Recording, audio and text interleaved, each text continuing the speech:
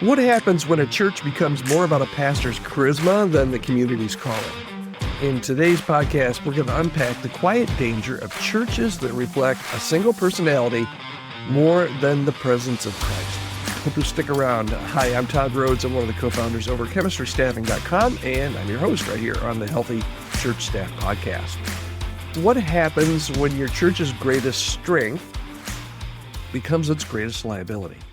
When the pastor is the brand, the culture, the strategy, and the draw, what's left when they leave? If your church is running on one person's charisma, it's only a matter of time before the whole thing stalls. So stay with me. We're going to unpack today on the podcast why this is so dangerous and how to fix it. All right, let me say it's probably been going on for a lot longer than this, but it's really risen maybe the last 20 or 25 years, maybe 30 years. And what I'm talking about is the rise of the personality-driven church.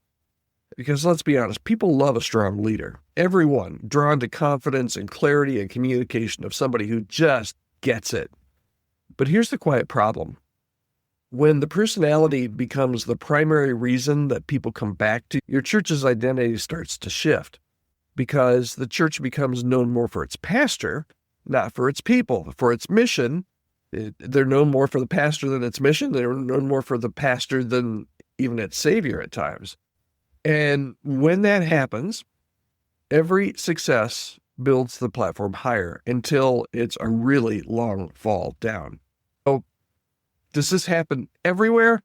It doesn't. And maybe it hasn't happened in your church. Maybe it has. Maybe you're on staff and your pastor is the celebrity pastor. Maybe you are the pastor and you're like, I've never really thought of this, but this doesn't happen all at once. This happens kind of subtly over time. And a lot of times it's not intentional. Sometimes it's very intentional, but a lot of times it's not. So let's look at a few of the warning signs. Okay. Can we do that? Warning signs that your church might be built on personality. And let me say also that if it's not your church, you probably are thinking of one right now. You're thinking of a personality, maybe a national personality. I could name off a few. Maybe it's a church across town that you feel like is built on personality. So let's get practical. What are the warning signs? How do you know if your church or a church has become a reflection of the pastor rather than the people? All right, here are a few signs. And internally, these are internal signs. So if you're just going on a Sunday morning, you might not see these. Although I'm going to tell you a story that I had as an outsider where I instantly knew that this was a personality-driven church, okay? Few warning signs. All major decisions are run through one person. You got to please one person. That's the personality. That's the pastor. Maybe their sermon clips outperform any other ministry content by a mile. And I heard somewhere that if your pastor has, and I don't think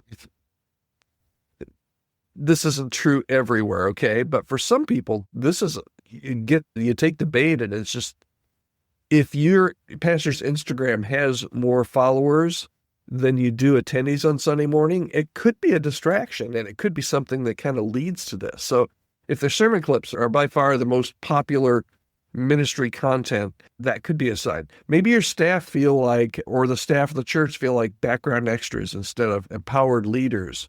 Maybe honest critique is rare because if you critique something, it's seen as betrayal against the person in charge.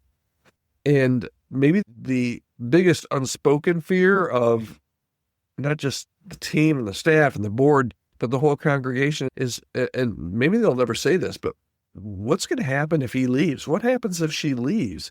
If you feel the tension hearing those, that's good because it means you care, but it also means that there might be some warning signs. So what does this do to the church? Like I said, it's a slow erosion that happens.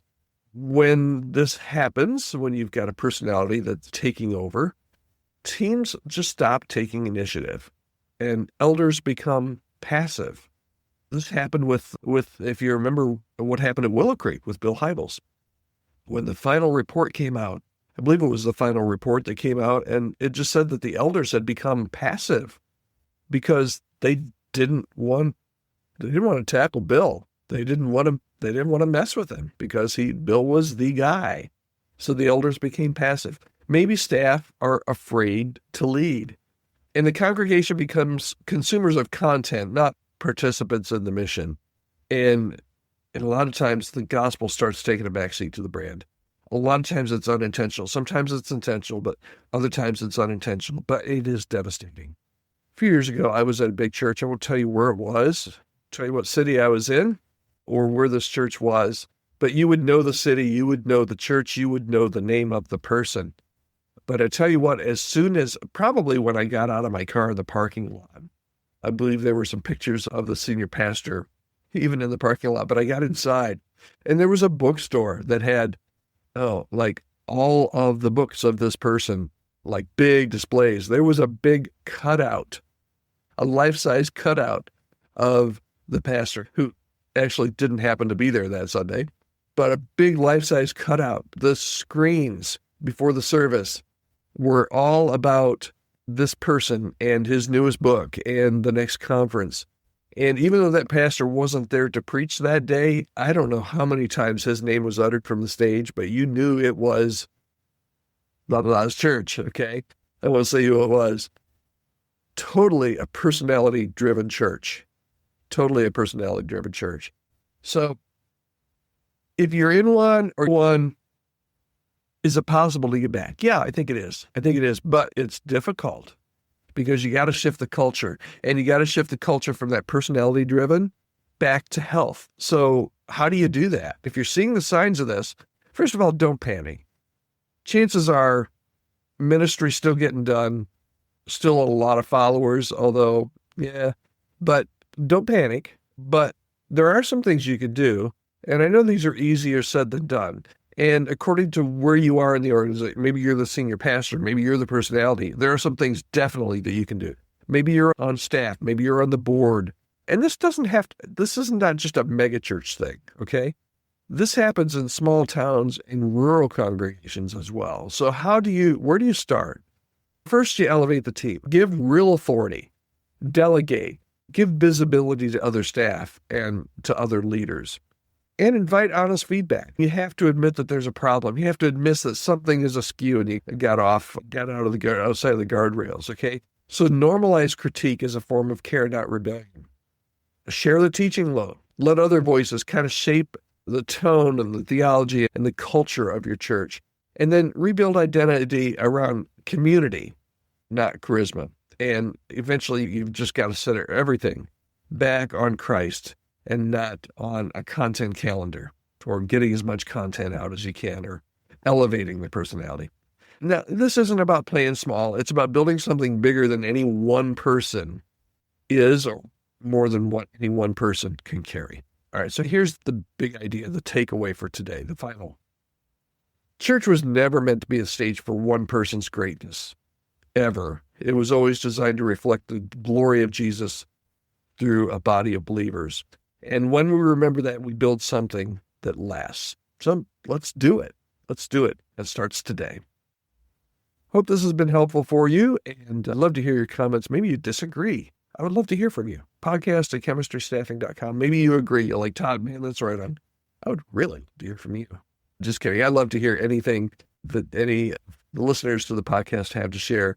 Podcast@chemistrystaffing.com. And if there's any way I can partner with you and your church and your team to create a healthy staff environment, maybe that's hiring a new staff member, maybe that's working with compensation, or just coming in and helping to assess the health of your team, I'd love to be able to do that. Again, podcast@chemistrystaffing.com. I read every email that comes in. I try to get right back as soon as I can with some kind of response to each and every email as well. All right, very good. I will talk to you next time right here on the Healthy Church Staff Podcast. Hey, if you haven't subscribed, go ahead and subscribe so that you get notification. But even if you don't subscribe, we're here every single weekday right here where you're listening right now. Have a great day.